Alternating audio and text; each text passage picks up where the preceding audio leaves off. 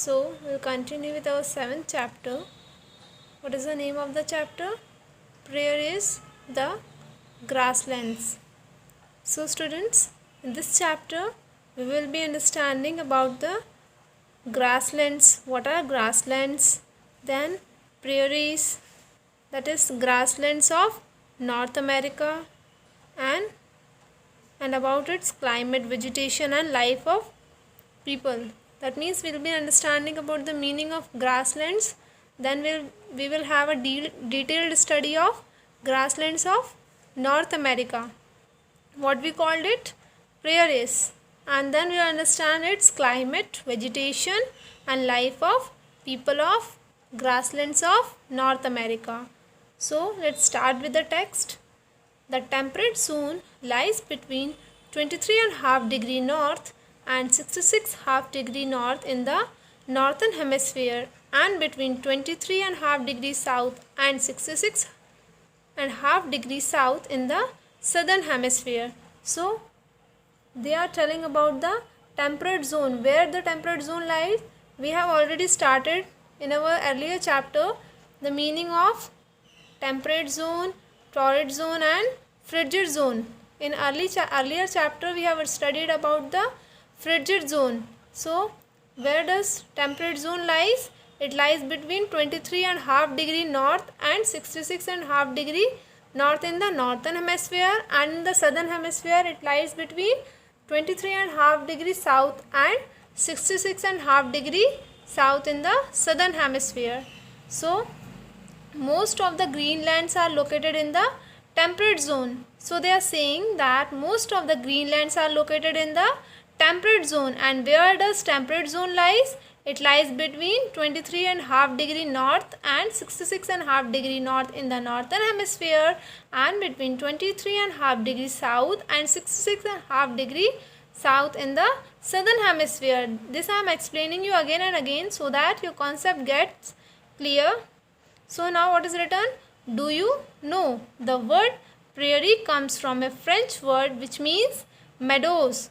This I will explain you in some detail. This content is not given in your book, but we must know what is the meaning of prairies. It is a enormous stretches of flat grassland with moderate temperature, moderate rainfall and few trees. What does this mean? As we know, it lies between temperate zone, and in temperate zone there is moderate temperature, moderate rainfall and few trees. When people talk about prairies, what they means? They usually refers to the golden wheat covered land in the middle of North America. This is all the description about prairies. Now let's go through the text.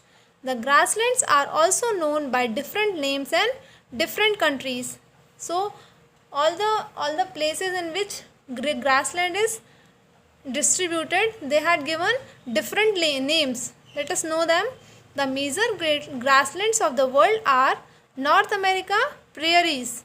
In South America it is known as pampas. In Russia, steppes. In Australia, downs. And in South Africa, velds.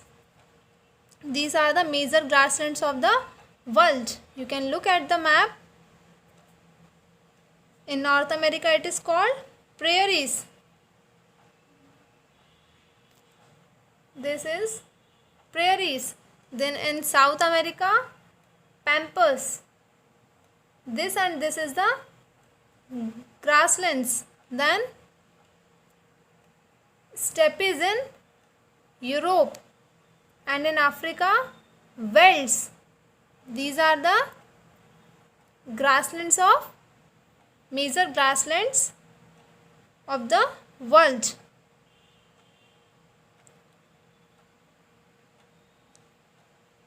The prairies are a vast stretch of land in the central of North America. Now students, don't get confused. We will be understanding in detail about grasslands of North America. That is, we called it prairies.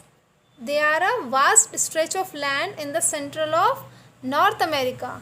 This land is either flat or hilly and covered with tall grass for miles and miles. Hardly any trees are found. As we read and as I already explained you earlier, that this land is covered with mostly wheats and less trees are found.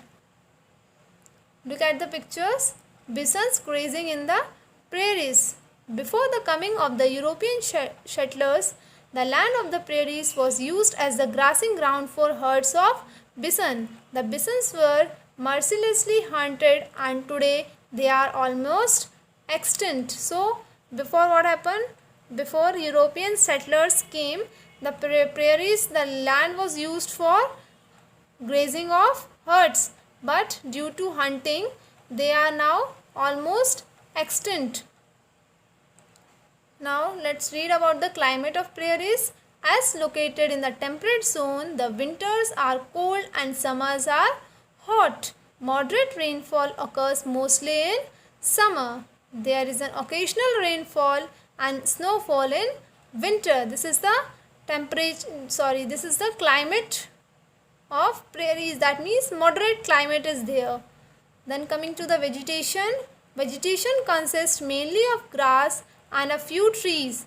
However, today vast area of land have been cleared for agriculture. So what kind of vegetation is there? There is mostly grass is there and only few trees are grown there. And today mostly the area is covered for cultivation. That means for agriculture purpose. Look at the picture. Look at the picture. It is used for agriculture purpose. Wheat are harvested, so they are being used for agriculture purpose. Soil is quite fertile. Water is available in plenty from the Mississippi and Missouri rivers. So what they want to say? What is written in the text? That soil is quite fertile. The soil is very fertile. That means good for agriculture purpose. So, and from where they got the water? From the Mississippi and Missouri rivers, their water availability is fulfilled. Then what are the main crops that are grown here? The main crops grown are wheat, maize, rye, oats and barley. Prairies are called the wheat basket of the world. What is the another name for prairies? That is the wheat basket of the world. And farmers produces enough for the country and also for the export. That means the farmers can produce enough for the whole country as well as for export purpose also. The farms are very huge, covering thousands of acres. The farmers live on the farm and call their homes homesteads. They are prosperous and have all modern comforts. So what kind of lives they are living in that? In the farms? That means they are saying that what are the main crops? First let's understand the meaning of what are the main crops. The main crops are wheat, maize, rye, oats and barley. And due to the huge production of wheat, it is called as the wheat basket of the world. And the farmers, those who are living there, they live on their farms and they are not poor, or they are not living in some bad condition. They are having all the modern comforts there. All the work such as plugging, sowing, harvesting and threshing are done by the machines. All the work, right from the plugging, sowing and harvesting, all the work are done with the help of the machines. Food grains are stored in big storage bins called silo. In this they are storing the grains. The western part of the prairies is hilly and the soil is not so fertile. So now they are telling about the another part of prairies, that is the western part, which is hilly and the soil is also not that much fertile. Animals are reared on large open grassland called ranches. So in that places animals are reared. That means they are rearing animals, and in the another part of the prairies that we called it ranches. They are reared for their meat and products like milk and butter. They are used for They are reared for the purpose of meat and products like milk and butter. Chicago is an important center for slaughter animals. Big dairy farms have been developed.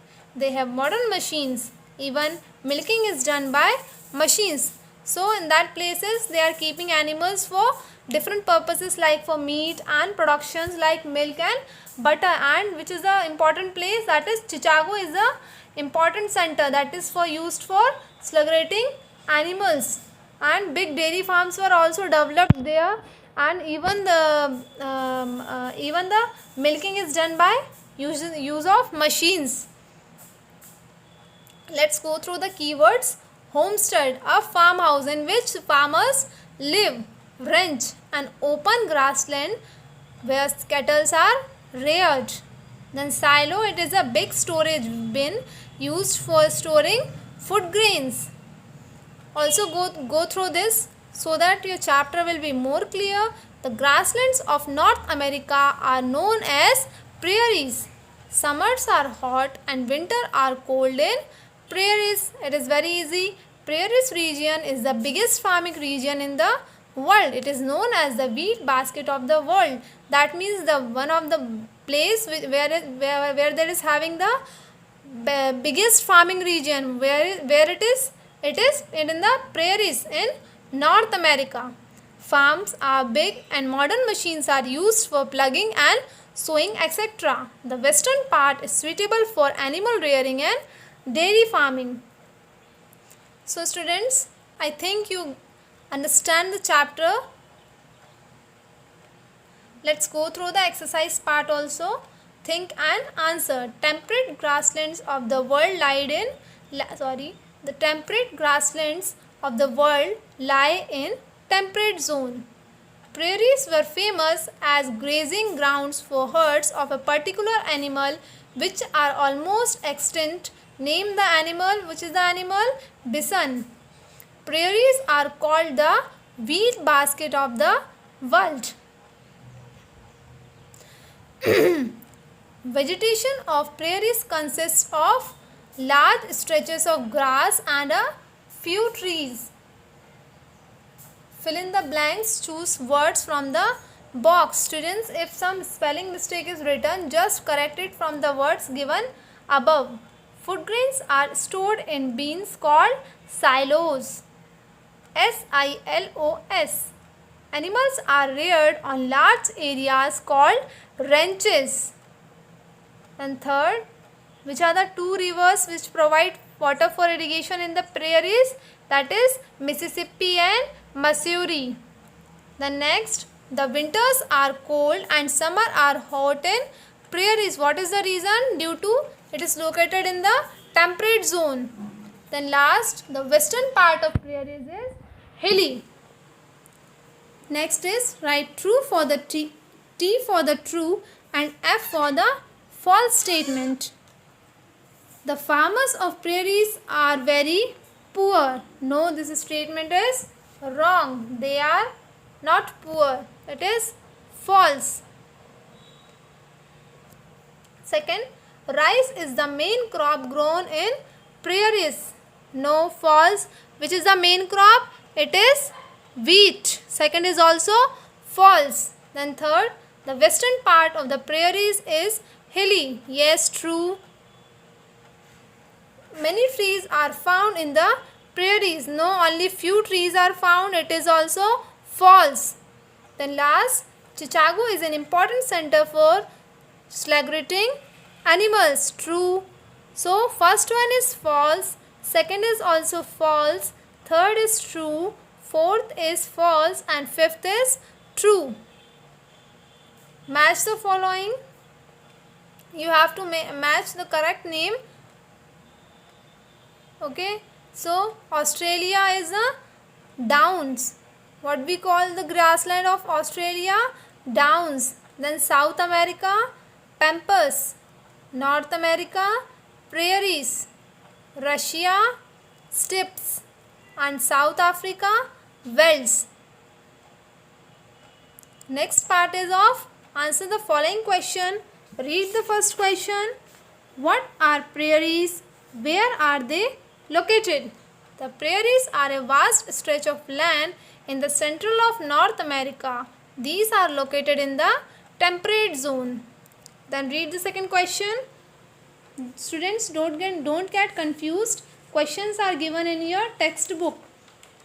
Second question, why are prairies called the wheat basket of the world? Why are they called the wheat basket of the world? As farmers produce enough for the country and also for export. Main crops are wheat, maize, rye, oats and barley. Describe the, what is the next question? Describe a ranch. They are vast open grassland in which animals are reared. The next fourth, name the major crops grown in prairies. What are the major crops? That are wheat, maize, rye, oats and barley. Then fifth, why is cattle rearing important in the hilly west? Why it is important? The western part of the prairies is hilly and the soil is not so fertile. Animals are therefore reared on a large scale for their meat and milk production. Question number 6. It is a high order thinking question. Why were the bisons slaughtered on a large scale by European settlers? Before the coming of European settlers, the land of prairies were used as a grazing ground for herds of bisons. The bisons were mercilessly hunted and today they are almost extinct. That is why the reason